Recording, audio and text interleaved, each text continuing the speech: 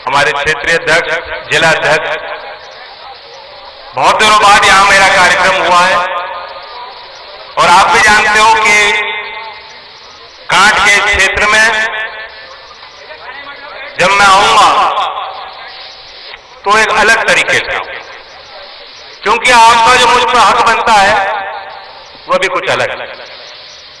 पारिवारिक संबंध है, मेरी ननिहाल इस क्षेत्र में है और एक खासी खुशी है मुझे इस अवसर पर कि मैं आपके बीच हूं। आशीर्वाद पथ का कार्यक्रम हमने इसलिए बनाया कि आज इस कठिन दौर से जो किसान गुजर रहा है, बीते दिनों में हर घर ने संकट देखे, कठिनाई के दिन देखे, अपनों को खोया है, अपने काम को तबाह होते देखा है। इन दिनों में हम और आप एक दूसरे के आमने सामने भी नहीं हो पाए, एक दूसरे का दुख भी साझा नहीं कर, और इसलिए आवश्यकता होती है कि हम, क्योंकि एक दूसरे की ताकत बने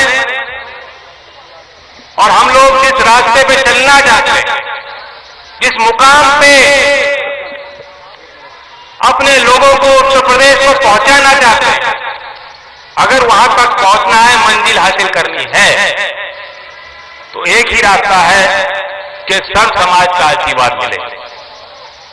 सर समाज के मायने होते हैं, जैसा चौधरी चरण सिंह जी कहा करते थे, वे चाहते थे कि देश का किसान कमजोर ना हो, देश का किसान कभी जातियों में ना बटे। इसलिए मैं सर समाज की बात कर रहा हूं। इस बात को लेकर सभी लोग सचेत हो जाएं। हम लोग आपस में लड़ झगड़ कर बट गए, परिवार में जिसमें बंटवारा हो जाता है फिर परिवार कमजोर हो जाता है। आज दूसरे लोग बैठ गए हैं, सत्ता पे जो लोग काबिज हैं वो आपकी भाषा नहीं जानते, आपके दिल की बात नहीं समझते, आपके दुख दर्द को नहीं जान सकते। उनकी दुनिया ही कुछ और है, दुनिया ही कुछ और है। उनके तो पांव भी जमीन पे नहीं लगते। अब बड़ी बड़ी बातें होती हैं। मोदी जी तो अब पहले बड़ी बड़ी सभाएं करते थे, लोगों से रूबरू होते थे। अब वो आपने देखा है कि नए नए कपड़े पहनकर अलग तरह के कार्यक्रम करते हैं। पहले उन्होंने हर वर्ग को ये जताया कि तुम्हारी मुश्किलें मैं जानता हूं, तुम्हारी नफ्स पे मैंने उंगली रखी है और मुझे ताकत दोगे तो तुम्हारी समस्याओं का निदान हो। ये रुक जाओ, मतलब मेरी बात सुन, मेरे में तो मोदी जी की बात कर रहा हूं। और हमारे राज्य का दुर्भाग्य है कि मुख्यमंत्री ऐसे बन गए बेचैन बाबा, कोई चैन नहीं हुई। जो महंत लोग होते हैं, जो अध्यात्म के जीवन को जीते हैं, जो तपस्या करते हैं, जो बड़े बुजुर्ग होते हैं, जिन्होंने कुछ सिद्धि हासिल की होती है, आपने एक चीज नोट की होगी, उनमें सब में कहीं ना कुछ गहराई होती है, शांति होती है। उनके साथ बैठने से सामने वाले को भी चैन मिलता है। लेकिन ये बेचैन बाबा है, ये आउट ऑफ कंट्रोल बाबा है, कोई कंट्रोल नहीं। ये गुस्से में रहते हैं, बस धमकाते रहते हैं लोगों को। इतने बेचैन तो मैंने कभी बाबा नहीं देखे। अब ये बुजुर्ग भी नहीं है, ना ही बाबा है, क्या कहो।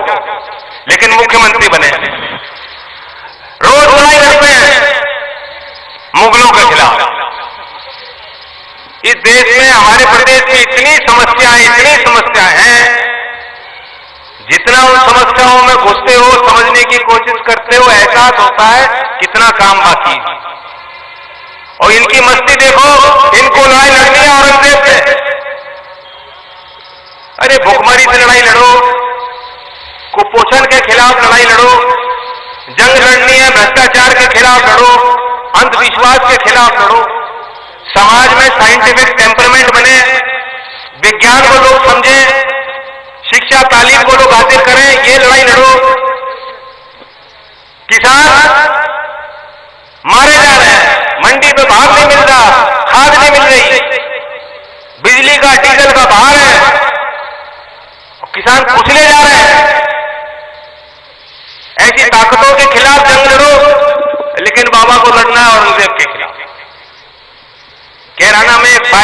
हुआ था, उस समय भी उन्होंने ऐसी चाल चली थी। उन्होंने कहा कि हमें तो जिन्ना से लड़ना है।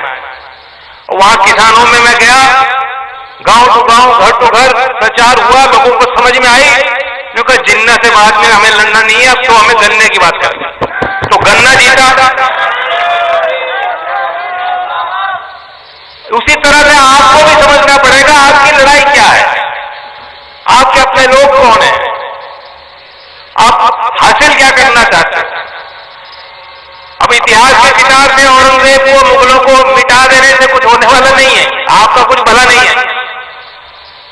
असलियत यह है कि ये डबल इंजन की सरकार आपको दी गई, कि डबल इंजन की सरकार, ये डबल इंजन की सरकार बहुत तेज रफ्तार से हमें पीछे ले जा रही है, पीछे ले जा रही है, हमें आगे बढ़ना है।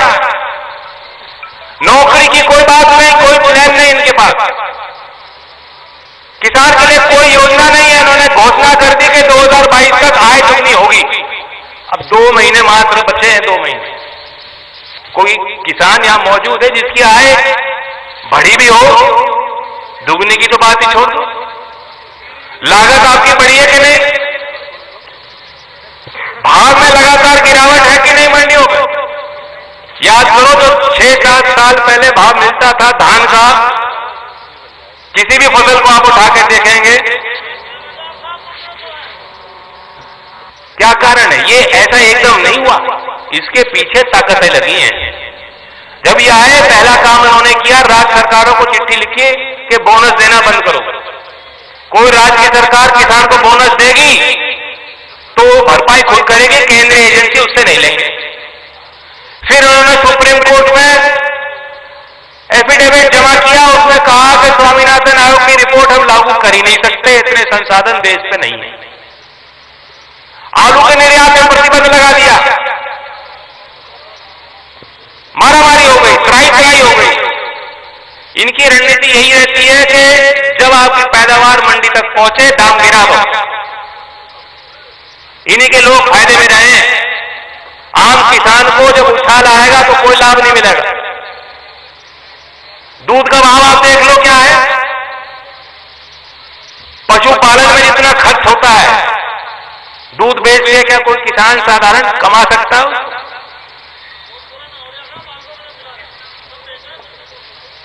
ये सबसे बड़ी चुनौती थी कि आप अन्नदाता के लिए कुछ करें।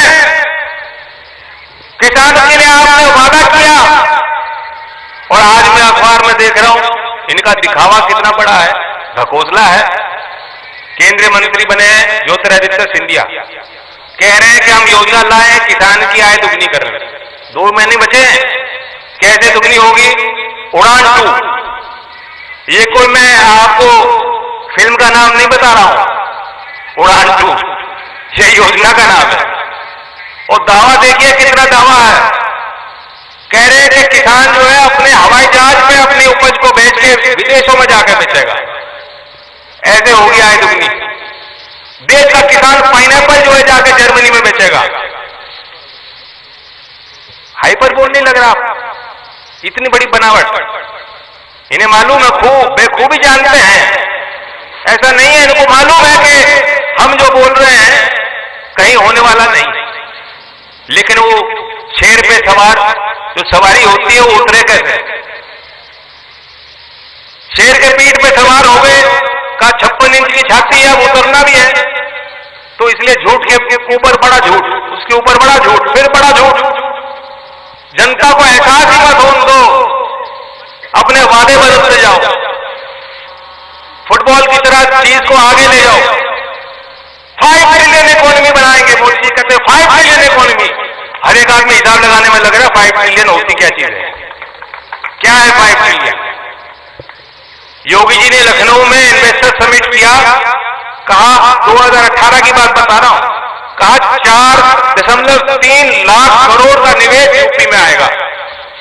जितना यूपी का बजट है लगभग उतना ही पैसा विदेश से और देश के जो उद्यमी थे, जो उद्योगपति थे, उन्होंने आके करार किया और वादा किया कि यूपी में हम कारखाने लगाएंगे। कितनी नौकरी मिली, कितना पैसा आया?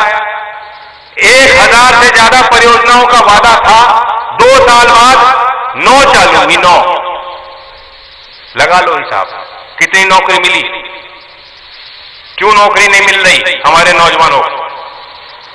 कोई योजना ही नहीं है, इनके पास कोई योजना ही नहीं, सब ठप। तो इसलिए हमें और आपको, आप अपने मुद्दों को आगे लेकर चलो। पहली बार आपने देखा होगा चुनाव में कोई पार्टी चुनाव तारीख पूरे 4-5 महीने बाकी है, हमने कोई प्रत्याशी की जिक्र, कोई चर्चा हम कर ही नहीं रहे। हमारी तो अभी समझौते की भी बात चल रही है, हम चुनाव की बात ही नहीं कर रहे। पहली बार देश के इतिहास में, चुनावों के इतिहास में आपने देखा होगा कि 4-5 महीने पहले हम अपने घोषणा पत्र को लेकर 31 तारीख को हम घोषणा पत्र जारी कर देंगे, आप पढ़ लेना। क्यों कर रहे हैं?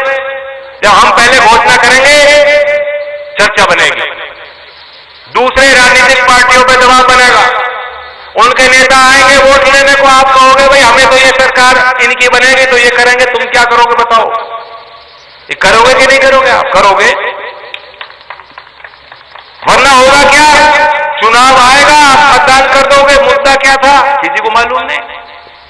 पिछला लोकसभा चुनाव आया चला गया, ना तो कोई चुनाव लड़ने वाला आपके बीच आया उस ढंग से, ना कोई विधायक का, जो बीजेपी के जितने विधायक घूम रहे हैं जैसे खेत में बिजार घूम रहे हैं, उनकी भी यही स्थिति है, कोई पूछने वाला नहीं। ईमानदारी से बताओ, विधायकों से पूछ लो चुनाव के पहले उनका संपर्क गांव-गांव में था ही नहीं। क्यों? मतदाता ने कुछ देखा ही नहीं। मतदाता ने कहा हम तो मोदी जी को दे रहे वोट। तब तो योगी जी घोषित नहीं थे, कोई प्रत्याशी भी नहीं था कि मुख्यमंत्री कौन बनेगा। और उसका परिणाम क्या हुआ वह भी अपने क्षेत्र को नहीं जानते। आज किसान का इतना बड़ा आंदोलन देश भर में हुआ है, कहने को वह भी किसान परिवार से आते हैं, लेकिन अगर किसान के लिए दो शब्द वो बोल देंगे, बीजेपी का कोई विधायक हिम्मत नहीं रखता कि कह दे कि लखीमपुर की घटना हृदय विदारक घटना है, किसान पे हमला देश पे हमला है। ये शब्द हम और आप चौपाल में बैठ के, घर में बैठ के, दुकान में बैठा हर एक आम आदमी कह रहा है कि किसानों के साथ अत्याचार हो रहा है, बुरा हो रहा है। लेकिन बीजेपी के किसी विधायक में दम नहीं है। यहां तक कि जिसे आम आदमी मानता है कि हत्यारे थे वे अभी भी मंत्री बने बैठे हैं।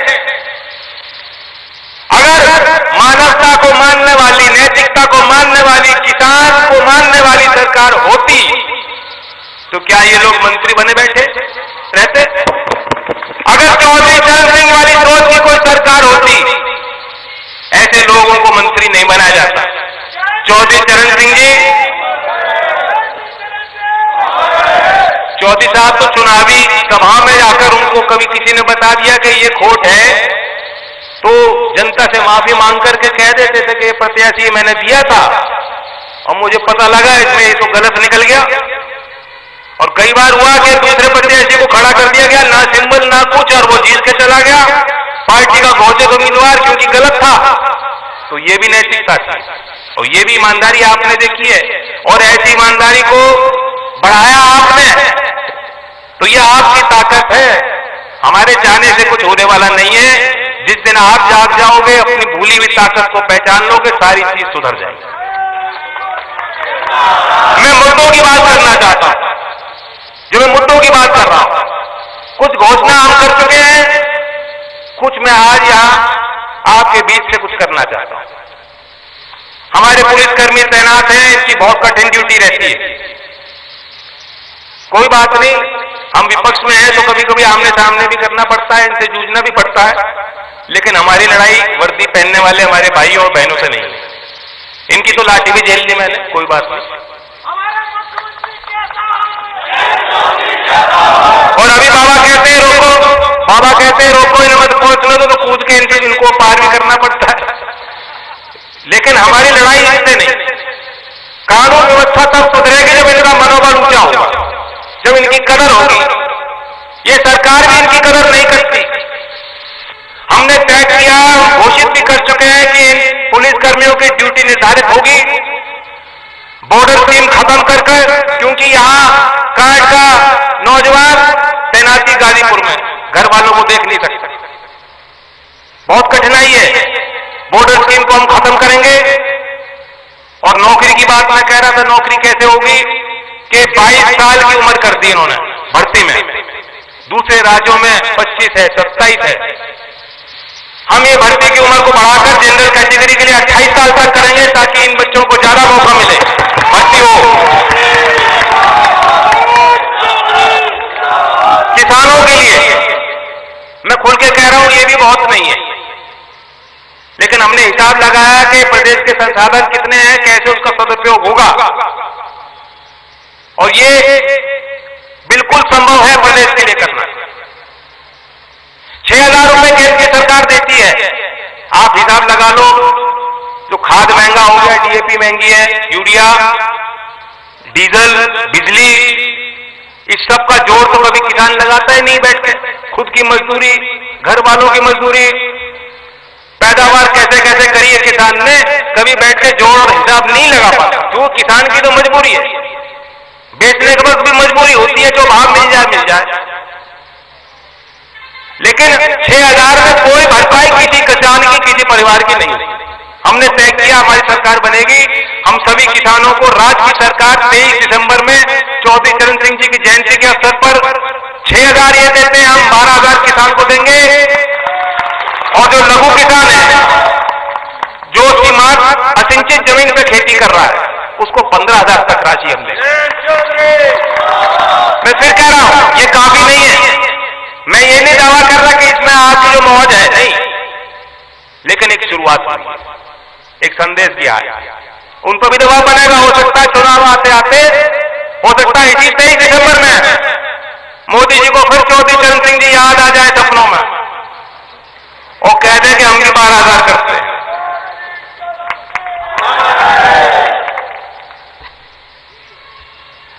हमने तालीम को लेकर बहुत अध्ययन विचार किया, शिक्षा में बहुत कुछ करना बाकी है। हमारे प्रदेश के सरकारी स्कूलों की हालत जर्जर है। लगभग 9% बच्चे 8वीं पास करने के बाद 9वीं में दाखिला नहीं लेते, दाखिला ही नहीं लेते, ड्रॉप आउट हो जाते हैं। 9% अधिकतर उसमें बच्चियां हैं, और जो शिक्षित ही नहीं होगा वो मुख्यधारा में बच्चा आने वाला नहीं है, फिर उसकी मजबूरी होगी, मजदूरी, गुर्बत का जीवन रहेगा उसका। तो इसलिए हमने तय किया कि सरकारी स्कूल है, क्योंकि हमारे यहाँ के बच्चे वैसे काबिल है, मात खाते हैं इंग्लिश में, मात खाते हैं कि कंप्यूटर की उनके पास कोई जानकारी नहीं है, जो आज आधुनिकीकरण हुआ है समाज में। 2030 तक सभी सरकारी स्कूल में वोकेशनल ट्रेनिंग, इंग्लिश मीडियम पढ़ाई और कंप्यूटर लैब की हम जो है व्यवस्था तैयार करके बच्चों के लिए देंगे। यही नहीं, हमारे यहाँ काट मुरादाबाद के क्षेत्र में पोस्ट ग्रेजुएट कोई डिग्री करना चाहे, कोई अच्छा कोई कॉलेज यूनिवर्सिटी, वो व्यवस्थाएं नहीं है। सिर्फ यही नहीं, अगर कोई बच्चा विश्व प्रसिद्ध दुनिया में किसी कोने में अगर जो 100 टॉप यूनिवर्सिटी हैं उनमें दाखिला ले लेता है, तो उसको स्कॉलरशिप देने का काम, उसकी फीस देने का काम राज्य की सरकार करेगी। क्योंकि मैं जानता हूं कि आपके जमीन में नहीं जो गिरवी रखकर कहां से स्टूडेंट लोन, कहां से बच्चों की पढ़ाई, कैसे तालीम कराते हैं। एक बड़ी बात निकल के आई, क्योंकि हम जगह जगह लोगों से सुझाव ले रहे थे, सबसे बड़ी बात थी कि कैसे कैसे गुजारा हो रहा है, घर के आगे क्या तंगी है, क्या कठिनाई है। हर एक वर्ग ने कहा कि बिजली का बिल, बिजली बहुत महंगी है, और उत्तर भारत में सबसे महंगी बिजली जब योगी आए उन्होंने करने का काम किया, सबसे महंगी बिजली। जो खेती कर रहा है उसको फिर भी मैं मान लूंगा कि जमीन है, जायदाद है, कुछ गुजारा हो रहा होगा। जो मजदूरी करते हैं, रोज की मजदूरी, अलग अलग काम ढूंढ के काम करना, वे हजारों का बिल नहीं चुका सकते। और हमने इसलिए तय किया कि बुनकर हो और किसान हो, बुनकर और किसान के लिए पुराना बकाया माफ और बिजली की आगे दर हाफ। मेरे साथ दोहराओ, जितना आप जोर से दोहराओगे औरों पे दबाव बनेगा। पुराना बकाया पीछे तो उनको विश्वास ही नहीं हो रहा विश्वास।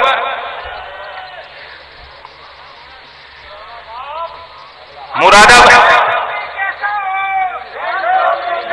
अब मैं नई बात जो मुरादाबाद से घोषित करना चाहता हूं कि श्रम का सम्मान कैसे होगा। दो योजनाओं के संबंध में बताना चाहता हूं। एक तो नरेगा योजना है।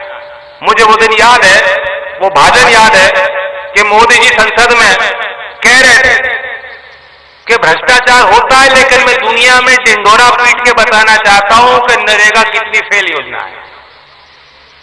कभी नहीं देखा प्रधानमंत्री, उस पद पर विराजमान व्यक्ति उस योजना की बुराई कर रहा है और पैसा भी योजना को दे रहा है। या तो उसका बजट खत्म कर देते, योजना खत्म कर देते, या उसमें सुधार ले आते। आप ये भी कह रहे हो कि बहुत भ्रष्टाचार है, ढिंडोरा पीट के बताना चाहते हो कि कितना भ्रष्टाचार है, और योजना भी चलाना चाहते हो। आपने बीते दिन में देखा होगा क्या हुआ था जब देश बंद हो गया। एक तो किसान का जो देश को चला रहा था, अर्थव्यवस्था को कायम रखने का काम किसान ने किया, किसान ने नहीं रोका। मैं तो मास्क पहन रहा हूं, किसान ने कोई फिक्र नहीं करी, वो खेती के काम में जुटा रहा। तो आज हम लोग ये देश की अर्थव्यवस्था अगर थोड़ी भी जान इसमें है तो उसका श्रेय किसान को जाता है। और दूसरी बात, बंदी बिना किसी को बताए मोदी जी एक्सपेरिमेंट करते हैं। मोदी जी चाहते हैं कि आदमी तनाव में रहे। जब आम आदमी तनाव में रहेगा तो मोदी जी से सवाल नहीं करेगा, तो तुरंत बंदी कर दी। देश के मजदूर को कह दिया भाग जाओ, तुम्हें यहां मकान, रहने की व्यवस्था बंद, राशन बंद, तुम्हारे कारखाने जहां तुम काम कर लिया करते थे बंद। कब खुलेंगे किसी को पता नहीं है। और कई 100 किलोमीटर चल चलकर पैदल, पांव में छाले हैं, बच्चों को उठा उठाकर, भूखे नंगे, किस अवस्था में लोग अपने गांव में लौटे। और उन दिनों में आप हिसाब ले लेना, नरेगा योजना थी जिसके अंतर्गत राज्यों ने केंद्र सरकार से और पैसे की मांग करी। लोगों ने काम मांगा और किसी तरह अपना गुजारा किया। लेकिन आज मजदूरी की दर उत्तर प्रदेश में इतनी है, पश्चिम में तो उस दर पे कोई मजदूर मिल ही नहीं सकता। कोई प्रधान अगर काम भी कराना चाहेगा ईमानदारी से, यहां प्रधान भी मौजूद है, मुझे बता दीजिए, आप खेती करना चाहोगे, मजदूर से काम कराना चाहोगे, उसका रेट क्या है? उससे आधा का भी रेट सरकार नहीं देना चाहती, तो ईमानदारी से काम कैसे होगा? बगल के राज्य हरियाणा में 310 रुपए मजदूरी दर है नरेगा में, 310 रुपए। हम उसे 40% कम देते हैं। हमारी सरकार बन जाएगी, देश के सभी राज्यों में सबसे ज्यादा मजदूरी दर नरेगा के अंतर्गत हम दिलाएंगे, 320 रुपए।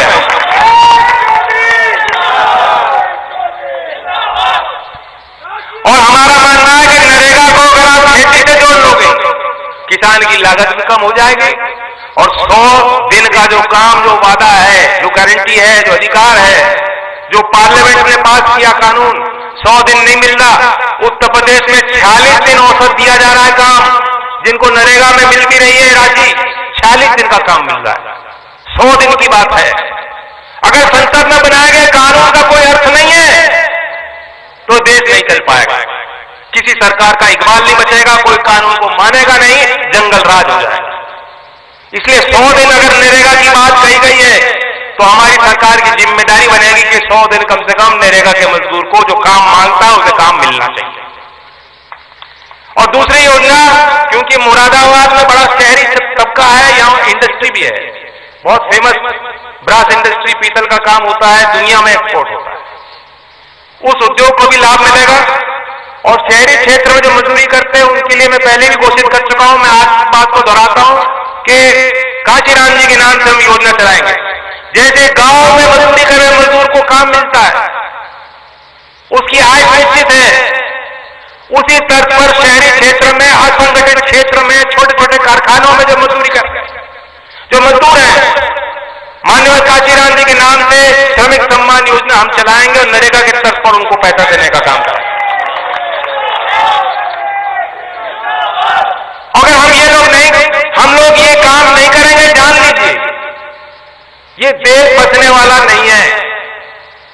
क्रांति आएगी सामाजिक, अमीर और गरीब के बीच में फासला बढ़ता जा रहा है। चौधरी चरण सिंह जब लाल किले से भी संबोधन करते थे, जब उन्होंने संबोधन किया, उन्होंने यही कहा था कि अमीर और गरीब के फासले को लेकर मैं चिंतित हूं। आदिवासी लोग, दलित वर्ग, उनके लिए प्रधानमंत्री होते हुए उन्होंने जब भाषण दिया था, उनके लिए उन्होंने चिंता जाहिर की थी। और अगर आज जो समाज में कोई हैसियत रखता है, जिसके पास जमीन है, खेती कर रहा है, व्यापार है, उद्योग है, जिसके बच्चे नौकरी कर रहे हैं, अगर अपने बस्ती में, अपने गांव में रहने वाले गरीब व्यक्ति की वो देखभाल नहीं कर सकते, उनका सहयोग नहीं कर सकते, उनका साथ नहीं दे सकते, उनके सुख और दुख में शामिल नहीं हो सकते, तो अपनी सामाजिक जिम्मेदारी नहीं निभा रहे। ये चौधरी चरण सिंह जी की विद्या। मैं आपको एक और बात बताना चाहता हूं। मैंने डेयरी की बात की थी और संदीप जी हैं, बहुत सुझाव यहां लोगों ने मुझे दिया। गुजारा घर घर का उससे भी होता है। दूध की बात मैंने कही, हमने ये घोषणा हमने तय कर लिया, 31 तारीख को घोषणा पत्र में शामिल भी होगा। आज यहां से मैं कह रहा हूं कि दूध का भाव किसानों को मिल नहीं रहा। दूसरे राज्यों में सब्सिडी दी जाती है, सीधा किसान के खाते में जाती है। जानकारी है आपको? दूसरे राज्य में, यूपी में सब्सिडी नहीं है कुछ। 5 रुपए प्रति लीटर दूध के उत्पाद के लिए किसान को सीधा सब्सिडी देने का काम हमारी सरकार करेगी। और मैं आप सबको निमंत्रण देता हूं, मैंने कोई दाएं बाएं की बात नहीं कही। मैं क्या कर सकता हूं, क्या चीज संभव है, हिसाब लगाकर मैं आपको बता रहा हूं। और मैं आपको निमंत्रण देता हूं, 31 तारीख में लखनऊ में आ जाइएगा, पूरे घोषणा पत्र को लीजिएगा, पढ़िएगा। और एक एक बात में कोई बीजेपी का आ जाता है, पहले तो उनसे पूछ लो, तो किसान जब मर रहे थे तुम कहां थे? कहां मर गई थी तुम्हारी नैतिकता? ये मंच, ये माइक, ये मालाएं, ये सम्मान, ये पद, ये सरकार की तनख्वाह जो जनता दिलाती है तुम्हें, विधायकों, सांसदों, ये सब कुछ नहीं है समाज के आगे। जब समाज में बुरी बीती थी तुम सब मौन थे, तुम्हारी रीढ़ की हड्डी नहीं थी। तरह तरह की बात करते हैं। आज एक मंत्री कहते हैं कि डीजल और पेट्रोल तो सिर्फ 5% देश की आबादी कर रही है। कोई किसान को आतंकवादी बताता है, कोई किसान को भेड़िया बताता है, कोई कहता है ये तो दुर्घटना थी, ये तो ऐसी छोटी बात थी, ये तो चीज होती रहती है। मैं अपने नौजवानों से कहना चाहता हूं, उन बात को पहचान लो। और नौजवानों के लिए आखिर में मुझे एक बात रह गई थी, मुझे ध्यान में आई, कह देता हूं। आज युवा अपने सपने को देखकर, जो देश अपनी उसकी जीवन की जो संभावना उसे देखकर चिंतित है, कैसे होगा, क्या होगा। नौकरियां बंद हो गई, सरकारी कंपनियां सारी बिक रही हैं, आरक्षण के श्रेणी में आने वाले बच्चों को भी क्या करोगे आरक्षण का, जब कोई नौकरी नहीं बचाएगी। और इसलिए हमने हिसाब लगाया, सरकारी क्षेत्र में भी और निजी क्षेत्र में भी कृषि आधारित उद्योग को बढ़ाकर, लंबित भर्तियों को पूर्ण कर हम कर सकते हैं। हमने निश्चय किया है 5 साल बाद आप हमारी सरकार बनाएंगे, हिसाब भी ले सकते हैं। हम अपने प्रदेश के 1 करोड़ नौजवानों को नौकरी दिलाएंगे, दिलाएंगे, दिलाएंगे।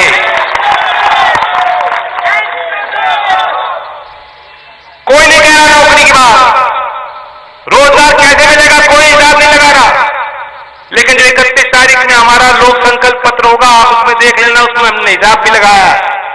यहां तक कि जो हम बात कह रहे हैं, जो 22 मुख्य संकल्प हैं, हम उसकी लागत भी बताएंगे कि ये चीज लागू होगी तो प्रदेश के बजट में कितना भार पड़ेगा, ताकि आप खुद अध्ययन और विचार करके फैसला लें। तो अपनी सरकार बनाइए और अगली सरकार ऐसी बनाइए कि सरकार की चाबी किसान के हाथ में हो, नौजवान के हाथ में हो। यही मेरे लिए आशीर्वाद होगा। धन्यवाद। जय हिंद, जय भारत। 2% खेल